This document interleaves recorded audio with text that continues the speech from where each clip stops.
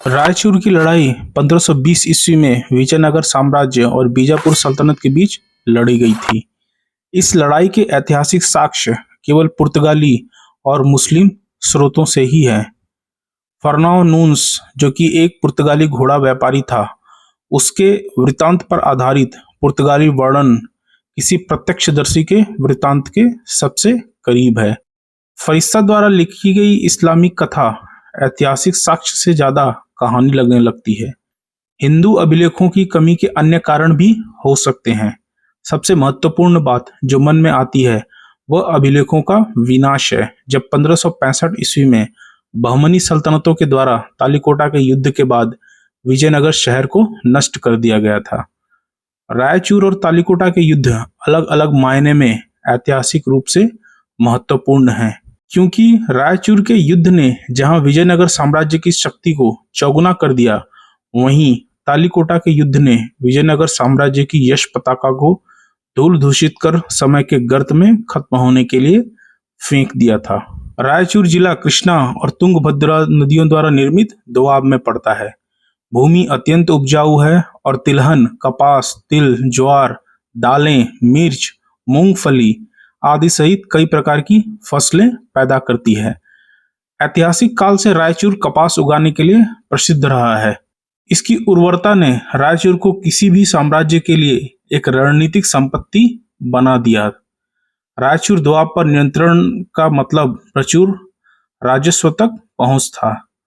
दोआब को नियंत्रित करने की कुंजी रायचूर शहर और उसके दुर्जय किलों पर कब्जा करना था। ऐतिहासिक रूप से रायचूर कर्नाटक के होयसला साम्राज्य से संबंधित था। 1490 ईस्वी से शुरू होकर बहमनी सल्तनत 5 अलग अलग सल्तनतों में विभाजित हो गई, अर्थात आदिल शाही बीजापुर, कुतुब शाही गोलकुंडा, इमाद शाही बरार, बारीद शाही बीदर और निजाम शाही अहमदनगर। सबसे शक्तिशाली सल्तनत बीजापुर की थी, जिसकी स्थापना यूसुफ आदिल शाह ने की थी। आगे की युद्ध की कहानी पर आने से पहले उस समय इस्तेमाल होने वाले युद्ध के सबसे मारक क्षमता वाले हथियार तोप के बारे में जानना बहुत ही आवश्यक है। पानीपत की पहली लड़ाई, जो कि बाबर और इब्राहिम लोदी के बीच में 1526 ईस्वी में लड़ी गई थी, उसमें पहली बार तोपों के प्रयोग के बारे में कहा जाता है, लेकिन ये गलत है, क्योंकि बारूद और तोपों का इस्तेमाल पहली बार बाबर ने नहीं बल्कि दक्षिण में 1520 ईस्वी में रायचूर के युद्ध में बीजापुर और विजयनगर साम्राज्य ने किया था। बीजापुर ओटोमन साम्राज्य के व्यापारियों से कारीगर मंगवाकर तोपखाने बनवाता था और उन्हीं से गोला बारूद मंगवाता था। इन्हें चलाने के लिए बीजापुर ने तुर्क तोपची भी रखे हुए थे। अपनी शाही महत्वाकांक्षाओं के साथ पुर्तगालियों के आगमन से भारत में तोपखानों में नवीनतम नवचारों की शुरुआत हुई। 1500 ईस्वी के दशक के शुरुआत में पुर्तगाली सक्रिय रूप से भारत से मसाला व्यापार और अरबों के आकर्षक घोड़े के व्यापार पर नियंत्रण हासिल करने की कोशिश कर रहे थे। पुर्तगाली खतरे का आभास होते ही बीजापुर ने तुर्क कारीगरों और बंदूकधारियों को सेना में शामिल करना शुरू किया। गोवा में एक बंदूक फाउंड्री स्थापित की गई और तुर्क बंदूकधारियों ने बीजापुर सुल्तान के तोपखानों का संचालन किया। 1510 ईस्वी में विजयनगर की मौन स्वीकृति के कारण ही पुर्तगाली बीजापुर से गोवा छीनने में सक्षम हो पाए थे और उन्होंने गोवा पर कब्जा कर लिया। इसके बाद बहमनियों द्वारा स्थापित बंदूक फाउंड्री भी उनके हाथ आ गई। जब हम तोपखाने के बारे में सोचते हैं तो हमारे दिमाग में एक बड़ी क्षमता वाली बंदूक की तस्वीर आती है, जो एक के बाद एक कई राउंड फायर कर सकती है। उदाहरण के लिए बोफोर्स FH-77B 155 मिलीमीटर स्वचालित होवित्जर, जिसका उपयोग भारतीय सेना करती है, 1 मिनट में 10 राउंड तक फायर कर सकती है। 15वीं सदी के शुरुआत का तोपखाना ऐसा नहीं था। आग की दर 1 घंटे में अधिकतम 8 से 12 राउंड की थी। एक बड़ी तोप का एक दुष्स्वप्न भी था, जिसका वजन सैकड़ों किलो या हजारों किलो हो सकता था। बड़े बड़े हाथियों की सहायता से इन्हें खींचकर ले जाया जाता था।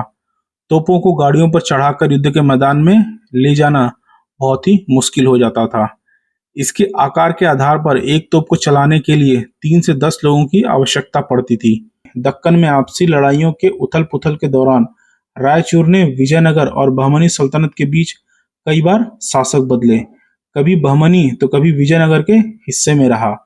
कृष्णदेव राय ने 1510 ईस्वी में रायचूर पर पुनः कब्जा कर लिया था, लेकिन जब वो अपने उड़ीसा अभियान पर थे, इस्माइल आदिल शाह ने मौका देखा और रायचूर पर पुनः कब्जा कर लिया।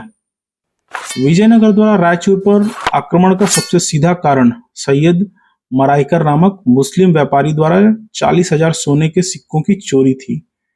सैयद मराइकर को कृष्णदेव राय ने गोवा में पुर्तगालियों से घोड़े खरीदने का काम सौंपा था और इस उद्देश्य के लिए उन्हें 40,000 सोने के सिक्के दिए गए थे, लेकिन अविश्वासी मराइकर तुरंत पैसे लेकर बीजापुर भाग गया। क्रोधित राया ने इस्माइल आदिल शाह से व्यापारी को सोने सहित सौंपने का अनुरोध किया।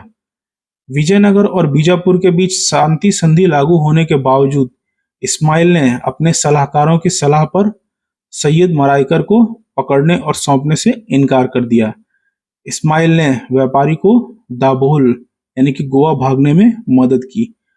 जब मामले के तथ्य कृष्णदेव राय के ध्यान में लाए गए तो उन्होंने विजयनगर के क्षेत्र को वापस जीतने और आदिल शाह को सबक सिखाने के लिए रायचूर पर फिर कब्जा करने का फैसला किया।